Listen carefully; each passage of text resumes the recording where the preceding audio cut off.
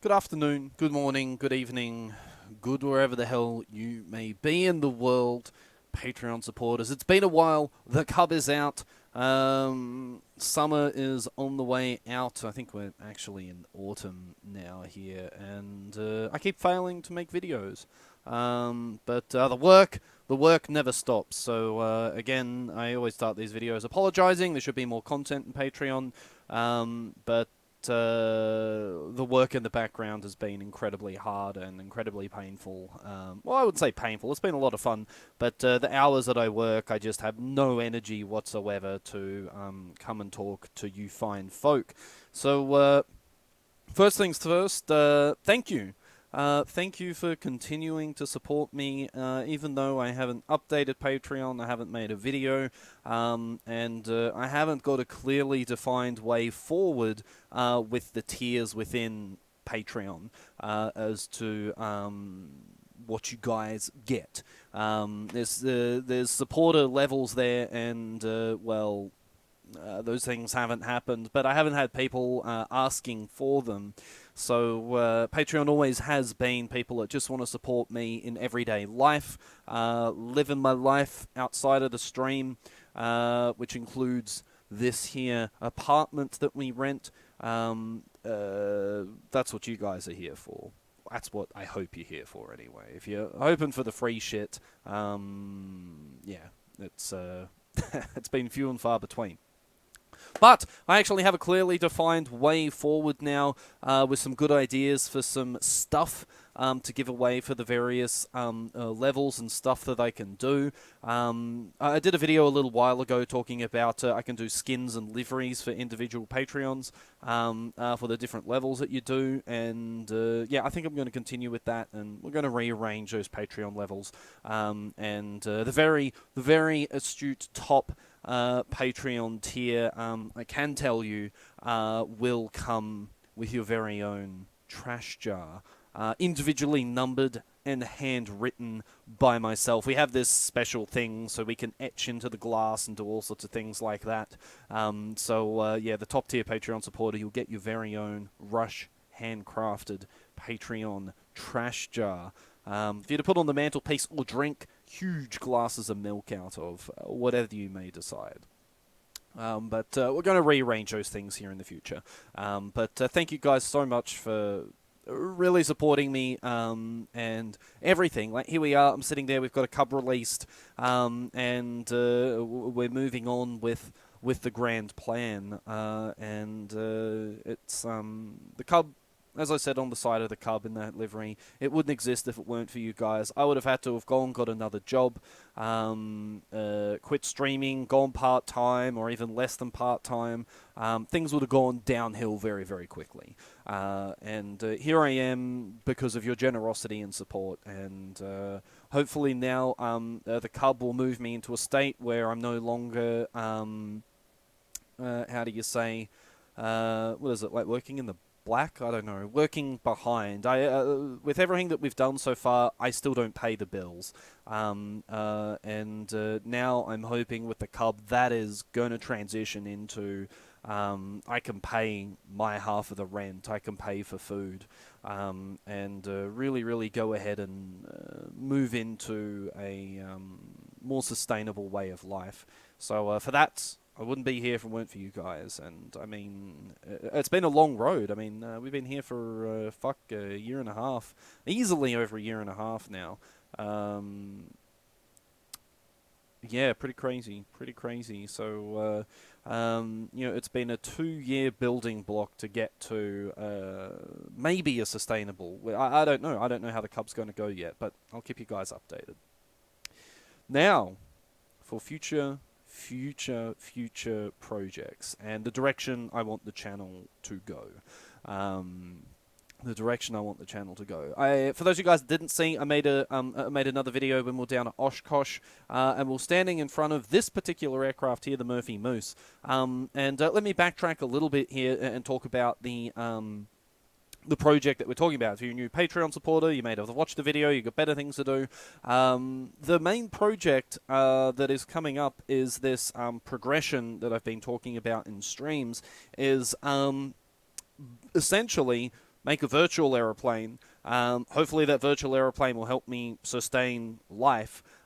Use that virtual aeroplane as a proof of concept that, hey, I can run a team and we can produce something that is good, and then move on into taking virtual into reality. By that I mean is in the stream is for a certain period of time during the week on a day-to-day running basis, say 3 days a week, is I want to build an aeroplane. I want to build a complete aeroplane, a 4-seat aircraft that is an experimentally registered aircraft that once it's built, we're going to fly the shit out of. And by we, go back and watch the other video. Go back and watch the other video. The we is, I want the aircraft to be used for charitable causes. Whether that's through Angel Flight, Pilots for Paws, disaster relief, or just anything that I can put 4 seats or three bums on a seat and do good with it. Even if it's just putting 1 bum on a seat, flying the aeroplane somewhere and doing a talk about building an aeroplane, or doing a talk about science, technology, engineering, math, talking about flight simulators and how they're a great way into the aviation world and a teaching tool, anything like that, anything that we can utilize a propeller, an engine, and a set of wings. That's what I want to use the aeroplane for, and really, really grow and share the aeroplane with people that may not ever go down to their local airport. I want an aeroplane that, if we're going somewhere, viewers will know. I'm going to fly down to Boston next week, and it's going to be based at this airport. If you're in the Boston airport, I'm going to be at the airport from this period of time. Come on down, I'll show you the aeroplane. I want to bring people from their computer chairs and take them to an airport to look at general aviation, because you don't start in aviation flying 747s. You start in aviation flying these aircraft, and I have a lot of passion for these aircraft, a huge amount. So anyway, there's the short and dirty of it. And at the Oshkosh, I had the chance to look at the 2 contenders of the aircraft that I was looking at building. First one here is the Murphy Moose. Now, the Murphy Moose was designed by a de Havilland, Canada engineer who was a chief engineer for the Beaver. So when you look at the thing, this thing looks like a mini Beaver, and it is. It's basically a mini Beaver. You can go ahead and put a Russian radial engine on it, you can put a Lycoming engine on it, and you can go and fly it around and do whatever the hell you want with it. At Oshkosh, I was able to see one of these things up close, in person, and see it very, very, very close. Now, this airplane is a monster. It is an absolute monster. It does have a useful load in the range for, it's got it written there, 1,600 to 1,800 pounds, which is more than enough to fit 6 people plus bags. Now, we would only ever register it as a 4-seater, so that would be 4 seats and all of the gear you could ever imagine carrying in the back. Now, the other aircraft that we were looking at between the Murphy Moose was a Vans aircraft product called the Vans RV-10. I'll go ahead and why don't I just search for some pictures on the Google Images so you can see what this aircraft looks like in the flesh. There it is right there. Can I just zoom out? There it is right there. Can I move myself here? Yeah, just give me... I think I've been doing this whole video without myself in front. How very funny. This is what the video was meant to look like. I am really good at this. This is really, really fucking amazing. That has been 9 minutes of video where I've had the wrong screen up. How long did I say I've been doing this for? 1.5 years. Still have no fucking idea what I'm doing. Absolutely none. Anyway, I was looking at the wrong screen. I've got... Whatever. Fuck, who cares? Yeah, anyway. Hello. Yes, you can see me now. Now we can go back to not seeing me. There is a Vans RV-10. It looks a hell of a lot like a Cirrus, and it has a performance like a Cirrus. It does not have the price tag of a Cirrus. This aircraft here is... a 4-seat experimental aircraft, usually has a useful load of about 1,000 to 1,200 pounds, depending on build. It's not as large of an aircraft. It's a low-wing plane, and it doesn't have as large of a load-carrying capability. Whereas the Moose here, it is... I want to redo the video, but whatever, you guys are just going to have to fucking deal. You guys are just going to have to deal. When I switch here between the thingy-majiggies, you guys are just going to have to deal with it. So, the Moose, we spent a lot of time looking at, because this aircraft here is probably the best utility aircraft in the experimental aircraft category. It can do everything. It can do everything. It can carry a lot of fuel, carry a lot of people. Well, when I say it can do everything, there's one thing it can't do. It can carry a lot of fuel, carry a lot of people, fly long distances, and it's a tail dragger. It's kind of cool. But there's one thing it can't do, and it can't do all of those things well. It can't do them with speed. This is not a fast aircraft. In fact, cruise speeds in this thing is you're looking at around maybe 110 to 120 knots. It is very slow. Very, very, very, very slow. So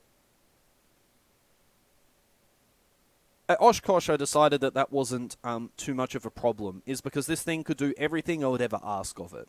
And that's an okay mentality to have. It'll do everything that you ever ask of it, and it'll do it all reasonably well.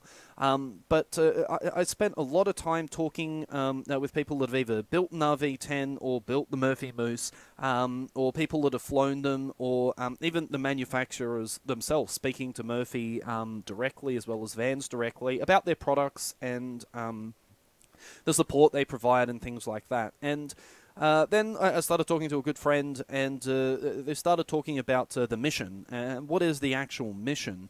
And it made me think a little bit differently, is I was trying to fit an aeroplane to the mission rather than having the mission define the aeroplane. So when you go the other way around there, if I say, look, I have this mission, what airplane will do this mission, and then I have a laundry list of things that I want the plane to do, there's some things that we have to tick off here, and one of the missions that I had was being able to put anyone in an aircraft. If we had someone that would like to jump in this aircraft, and they were perhaps disabled and they were in a wheelchair, well, with a low wing product like this aircraft here, the RV-10, it's almost impossible to get someone with a disability into the aircraft that aren't able to do it under their own steam.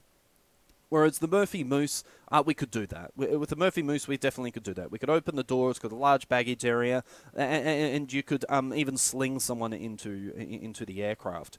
And that is something that I very, very, very much want to be a part of. Getting people into an airplane that may not be able to get in there regularly, or experience general aviation where they may not be able to.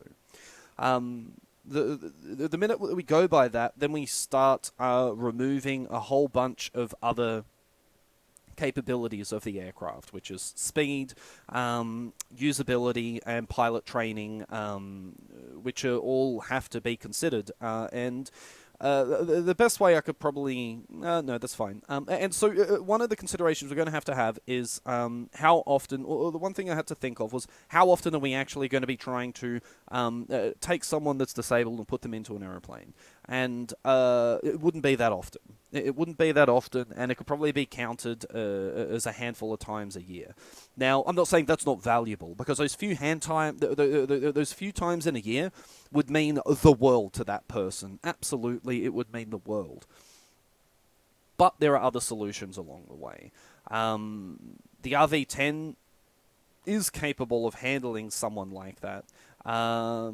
It's just it would need a little bit more preparation. And, well, if you've got a whole year and you're only doing it once or twice, that preparation can be organized. The aircraft is capable of dealing with it. But it's a conceit I think we need to make, is that I need an aeroplane. I think the aircraft that we should choose should be able to do one thing really, really well above all, and that is flying people places and doing it efficiently. And efficiency could be measured in an aircraft in a few ways. It can be measured in direct operating cost, it can be measured in speed, time in the air, maintenance, and things like that. When I measure, say, something like, let's have a look at SkyVector here, and let's say here I am, I'm based in Ottawa, and let's say for some reason we have an event at Vans Airport here, which is KUAO, which is over in Aurora. We have a flight here of 2,000 nautical miles.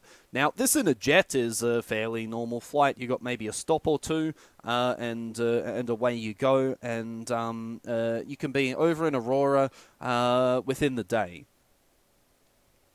Now, this particular flight in the Murphy Moose would be incredibly tiresome. Not just tiresome, but in time. Let's go ahead and have a look at some of these metrics here. So let's say this was a flight just to take the aircraft to Vans. They were doing a special flying. They wanted to show the aircraft to people or had an event there. We were going to position the aircraft over onto the west coast. 2,000 nautical miles of flying, plus a whole bunch of other diversions and airports to go to and getting around mountains and blah, blah, blah, blah, blah. You know, we'd have to crisscross our way here. We would be planning probably 110 knots across the ground. Now, to do... Oh, that's Mark 110. We'd be looking at, to complete this flight, 24 hours of airtime. Now, what that means in practical sense is by the time you get to the airport, jump in the aircraft, and do a leg of, say, 3 to 4 hours, each 3 to 4 hour leg would have plus 1 hour before it, half an hour afterwards. This particular flight here would take about a week, not including weather. A week of flying to get across the United States. And probably about 4 hours, 24, so probably about 7 to 8 stops as well. When you take into account fuel loading, the mountains and diversions and getting across these lakes and stuff like that, it would probably be 6 to 8 legs, 7 or 8 thereabouts. It would take a week. That's too long.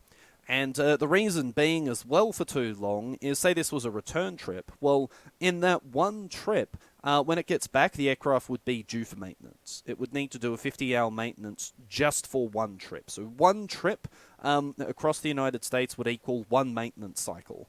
That's a lot of maintenance to move across the United States. And all the while doing that, there would probably be those 4 other seats empty. Occasionally, maybe we would have a passenger that would fly between places, but that's an awful long distance to fly an aircraft. If we went ahead and then said, okay, well, what does the RV-10 do it in? RV-10 would be expecting about 175 true, and all of a sudden our time drops down significantly. We're talking now 13 hours of flight time. 13 hours of flight time, well, the aircraft has about 5 to 6 hour legs fuel load, maybe longer with extended tanks, but even if you went for a 4-hour leg, you could do 2 4-hour legs in a day. It would be a long day, but we could now all of a sudden do this trip in 2 days, 2 flying days, and then be in Aurora in the next afternoon. Also with that is I could do this trip from Ottawa to Portland, return, and the maintenance time is half. I could do this trip 2 times. I could do this trip 2 times in an RV-10 before I would have to have any scheduled maintenance done on the aircraft. The Moose, 1 trip. Now, maintenance is going to be an expense that we have to cover. And minimizing maintenance is a good thing because, well, every time we do 100 hours, it's a major inspection and blah, blah, blah, blah, blah, blah, blah.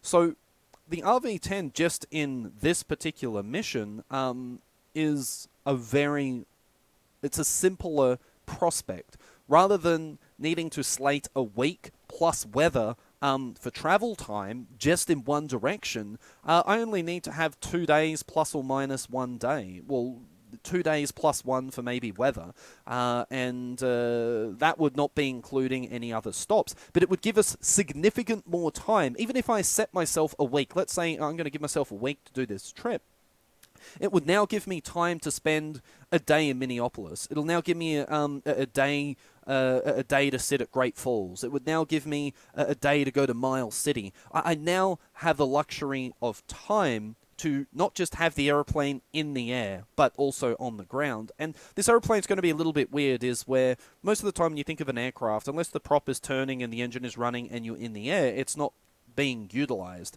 But in our case, the aircraft will be utilized on the ground for talks and demonstrations and viewers and people seeing the aeroplane.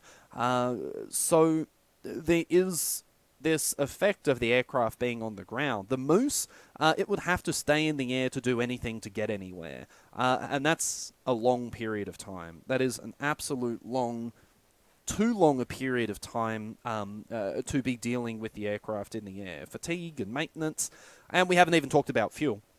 The Moose runs the same engine that the RV-10 does, the exact same engine. So the fuel burn is exactly the same. So not only is it going to take longer in the air, it's also going to cost more per mile flown due to the distance traveled.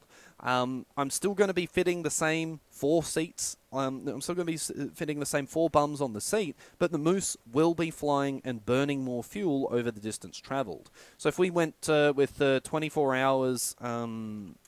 I know I'm talking really specifics here, but I have to talk specifics because I'll get over to other stuff later. I have to talk specifics here because it's the nuts and bolts. There's the reality of owning an airplane and the reality of operating an aircraft on top of the enthusiasm and the excitement. And I'm really coming at this plane at a practical sense. What is going to be the most bang for buck? What is going to get me the most use out of dollar spent on aluminum? I'm going to put some aluminum, or aluminium for everyone else, and an engine together. What am I going to get the most resources and use out of that collection of parts?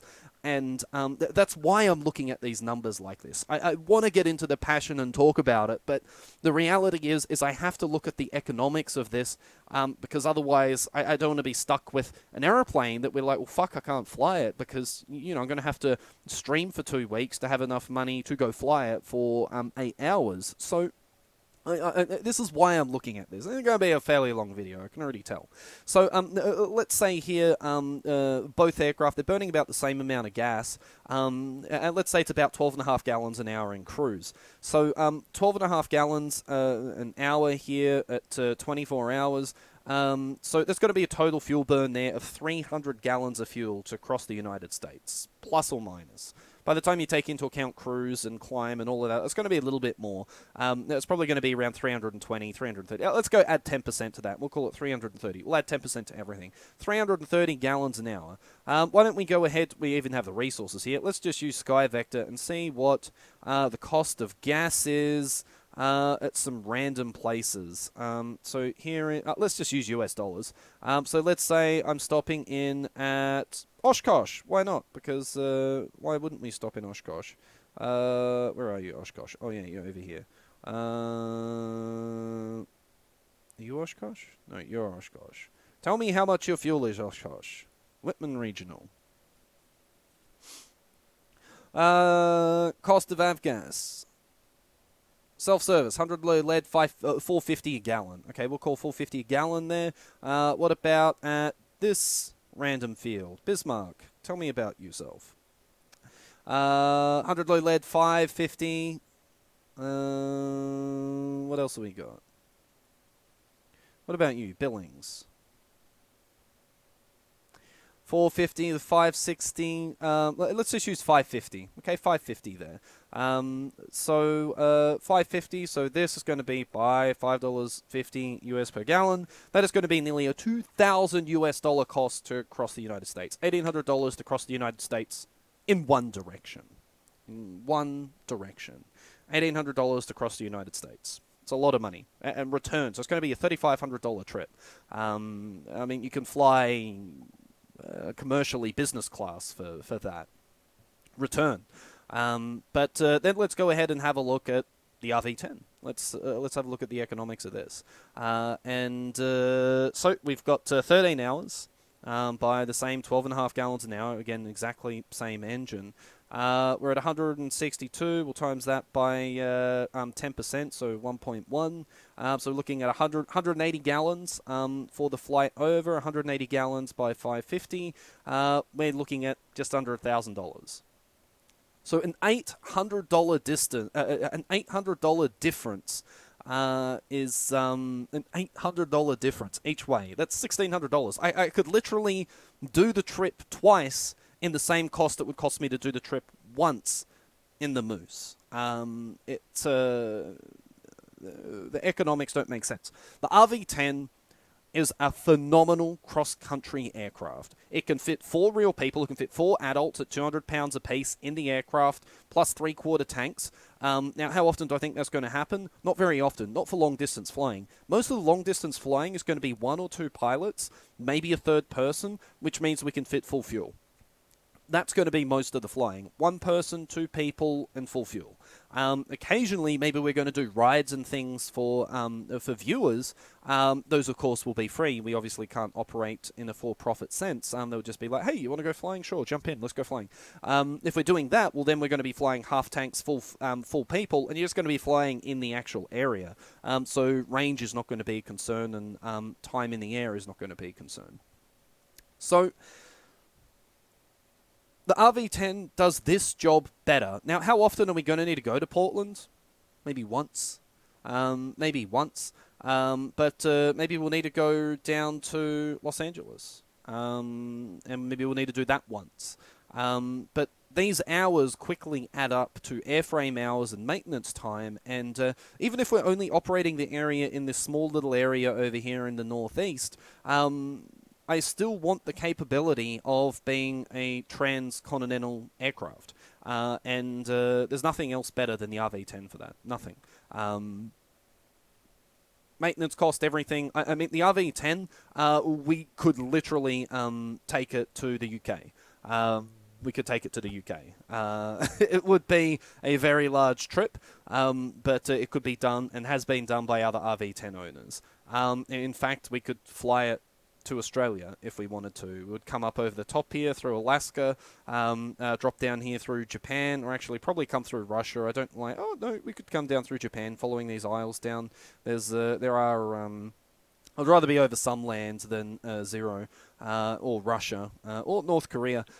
So you can come down through here, and we could make it all the way down to our home state. And like, what I'm saying is we could almost fly around the world in the thing. I do not want to do that, though. I do not want to do a thing about flying around the world. I hate the idea. I don't hate it. I think it would be a good adventure, but there's a whole bunch of non-for-profits that are doing this thing, flying around the world, and they're doing it to raise awareness of pilots or science, technology, engineering, and math and stuff like that. And I completely don't understand the idea. This is why I don't understand the idea. They go, okay, great, here's a cool idea. Let's buy an airplane. Let's buy an airplane, or like us, we're going to build an airplane. Cool, that's great. What we're going to do is we're then going to set the aircraft up. We're going to have a team of people. We're going to get everything set up. We're based here in the United States or Canada. We're going to do these cool things. And, we're going to fly around the world to raise this awareness. And the first thing that we do is, okay, great, we're going to fly around the world. I'm going to start here in Seattle. And, okay, great. So let's fly around the world. Where am I going to go? Okay, so I'm going to make a leg from Seattle to Juneau. And then from Juneau, we're going to do all this stuff. We're going to go that way. And we're doing it to raise awareness of science, technology, engineering, and math for students in the United States. Think about that for a second. So the first thing that you were going to do is you're going to take this resource, this airplane, and you're going to fly it away from the people you're trying to reach out to. I don't understand the concept. Just think about that. So, okay, great. We're going to fly around the world, live in New York, and we're flying direct to that place in Greenland.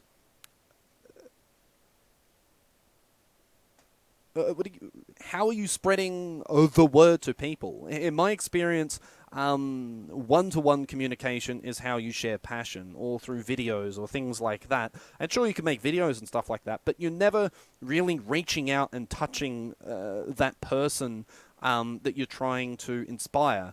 What I want to do with this aeroplane is put the fucking aeroplane in front of as most people as I can and say, there's an aeroplane, it's cool because of these things. Touch it, feel it, be around it, sit in the cockpit seat, press the buttons, you can see how the avionics work. I want to take the aeroplane to people. I guess now I'm talking about the passion and the enthusiasm for it. I want the aeroplane to be felt and touched and flown in.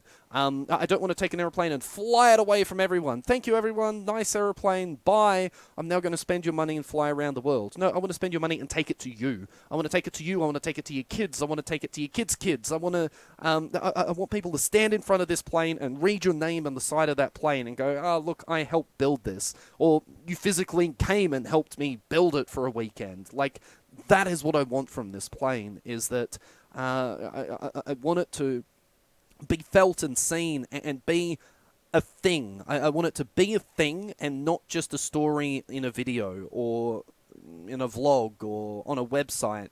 I want it to be a thing that you can be a part of the story as well. You can be a part of it and be there for the build and the highs and the downs. If we break the plane, if we do things wrong, you're going to be there for all of those things. And so will everyone. And that's what I want the plane to be, because aviation is not perfect, and building something is not perfect. Science is pretty perfect, but we're still learning things. We're still learning things about aeroplanes. It's a constant process, and that's some of the things I want to illustrate with the plane. The actual operation of the plane is fucking easy mode. It's an aeroplane. You push some buttons, you point it fucking in the right way. Blue is up, green is down, and you're fine. Like, it's an aeroplane. But it's the story behind the aeroplane, and I want to inspire kids like me, like I was. I was a fucking kid that was... everyone was a kid, right? But I was a kid. I was that kid that I didn't know where the local airport was, or I knew where the local airport was, but we could never go. We never could go. I could never get there, or we never had the money to go, even just to stand there. Or sometimes, my mum would drive me to, say, the major airport if we were picking someone up, or she was finishing work. She worked in the city. She was a teacher, a primary school teacher, and we'll just sit there and watch fucking aeroplanes land, and that's what I want. I want someone to have a reason to go, oh, you're landing at this airport. Well, that's only a few Johnson Airport. Well, that's only a few miles from me. I think I'll drive out there and check out the little airport there. I mean, we wouldn't land there because it's probably absolutely... Maybe we would. We're going to Johnson Airport, everyone. But the point is that I can take this aeroplane and make you get off your bum and come and see it. Or if you can't, if you're busy with life, you can watch the video and see other people seeing the aeroplane and have a reason to come down to the local airfield. That's how aviation will continue to grow. It's how passion for aviation can be spread. And it's how skills and knowledge can be spread as well. And that's so much what I want to do with the aeroplane. If you haven't noticed, I like airplanes a little bit, and I like talking about them just a little bit as well. I also like how they're built and designed. You probably haven't noticed that, but having something practical to demonstrate to people that don't have the means or the ends to do so is something I'm incredibly passionate about, because that was me. I was that kid that never thought I'd be in an aeroplane, or never have a pilot license, or never thought I'd be sitting here with a flight simulator computer in front of me. I was that kid. It's still fresh in my mind. I feel those pains and the yearning and the longing to see what it's like to be in an aeroplane. I mean, how many kids these days have never been in a commercial airliner, let alone a little putt-putt aeroplane? I want to bring that to people. I don't want to fly the fucking aeroplane across an ocean where people can't see that. Maybe we could do it one day to demonstrate that, yeah, the plane can do it, and this is how much I trust the plane. But that's not the primary mission. And that goes back to the choice here of picking the Vans RV10. What a fantastic segue. Fuck, I should make videos and put them on the internet. That goes back to the RV10 being a better proposition for this. The RV-10 is a point-and-shoot aeroplane. If I need to be somewhere, I roll up, roll out of the hangar, point it in the right direction, and I can be there in a few hours. I can be in I can do 1,000 nautical mile flight in a day and be there in one day. I can do 2,000 nautical miles in 2 days. The Moose, that same proposition, 1,000 nautical miles, that's 2 or 3 days, not one. That's time where the aircraft is not being used for the mission. We have side missions, of course. Those side missions are putting people in the airplane, flying it with people inside it. But the main mission is really building the thing. This is the main story, is building the thing, getting it to places to show people. And the Moose would be perfect if I was flying in this area here. If I was flying in this area here, or I was flying up to these places up here, it would be perfect. If I was carrying things or cargo or things, it would be perfect. But outside that ring, it stops getting economical really, really quick. Even like places like the Sault Ste. Marie here. How long a leg is that? 370? That's a 4-hour leg right there. That is a 4-hour leg in the Moose. The RV-10, that's maybe 2 hours. That's maybe 2 hours. Again, that gives you a sense of scale. That's 2 hours in the RV-10, 4 hours, 4.5 hours in the Moose. That leg right there. Okay, 2 hours and 15 minutes in the RV-10. Draw a radius with that. So that means anywhere in 2 hours I can be in this ring. Anywhere in 2 hours. Of course, weather permitting. If there's a storm sitting over the top of us, that's fine. That means a flight down to Jacksonville would be. Let's find out. Take me to Jacksonville first, please. That's 1,000. So that's a day. So in a day, I could be in Florida. And then probably another day and a half, or another day I could be in Dallas. Another day I could be in LA. I can circumnavigate the United States, the contiguous, or whatever that fucking word is that you use to describe it. I can probably circumnavigate the United States in a week. The Moose, I mean, that's almost a month-long project. It really is. But that's the aircraft we're going to build. Goodbye, Murphy Moose. We never knew thee, but the RV-10 is going to be the RSM Gaming aircraft that we build. This has already been a long enough video, but I'll get into more things about it later. Feel free to check out their website. Just go to vansaircraft.com, have a look at the performance of the thing. You'll see what I mean. It's basically a rocket ship. It climbs to 2,000 foot a minute, cruises at 75% at 200 mile an hour. It's about that 165, 175 knots. That's at high power settings. It's a little bit better once you go higher. It's got a very efficient wing. It's a great aeroplane. And these ground performance, takeoff and landing distance are a little bit exaggerated. Really, you need 1,000 feet to land the thing. But the fact is the plane can land in 1,000 feet on grass as well. So it's a fairly strong and well-built aircraft. And I'll go over the specifics of the RV-10 in due course. We'll go over the specifics of the RV-10 and how we're doing all this as well. I've still got to get into that. I've currently been working with the Experimental Aviation Association as to how to make this work as a business, not just as a business, but as a legal entity, where I'm trying to become a non-for-profit charity. That is going to be difficult, though, especially from a guy in a fucking room in his, apartment. Becoming a charity is going to be very difficult, and that's so we can accept donations and give credits, if need be, to people. But I personally don't really care so much about the credits. It's just a way for us to receive income and not pay tax on it, really.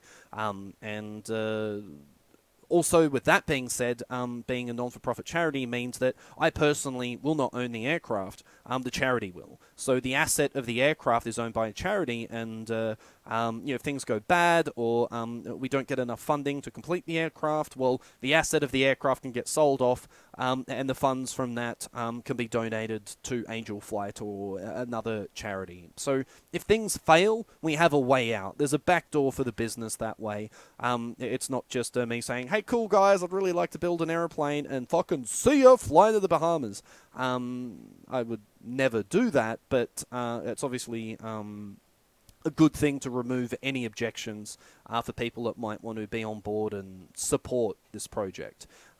So it's still in the process, and it's probably going to take a long time, and I don't have the resources to know what to do. So this goes back to the Cub and the steps is I need to make some money before I can spend some money to try and make this thing. So the Cub is to make some money so I can try and get my hands on an accountant, try and find the world's cheapest accountant that will help me out and get this thing set up as a non-for-profit.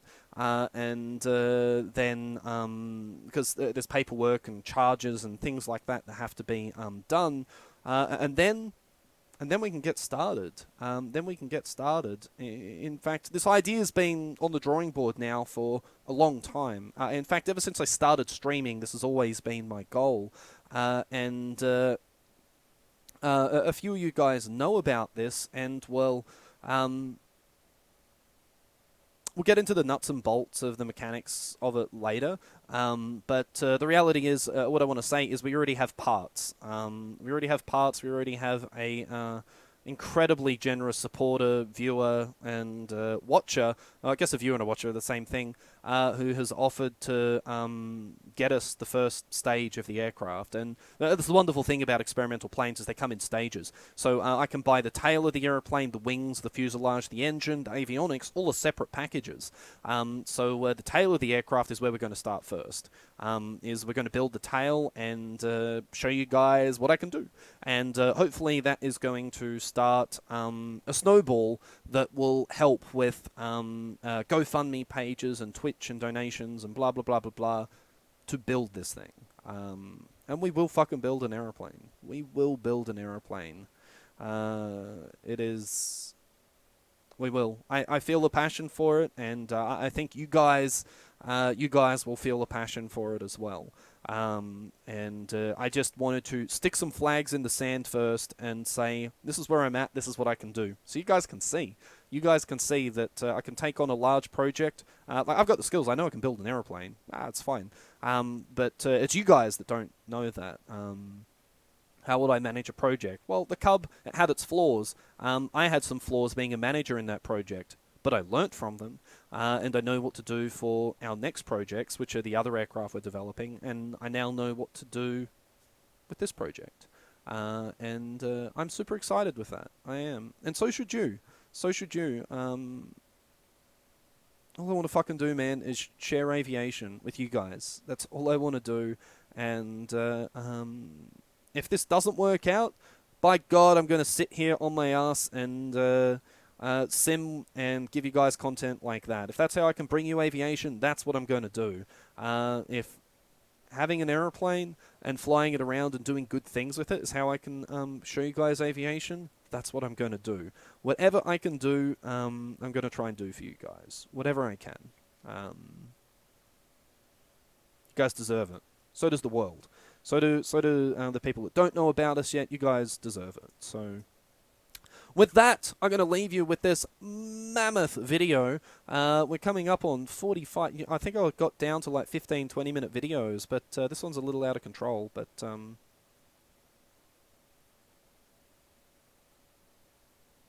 yeah, I'm okay with that. I'm very much okay with that.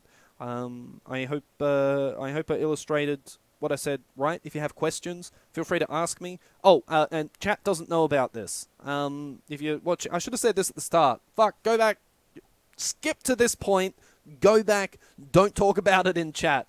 It's just a gentleman's agreement right now that don't talk about it. You're not under NDA or anything. I am going to eventually announce this in chat, probably in 2 weeks' time, to start the ball rolling.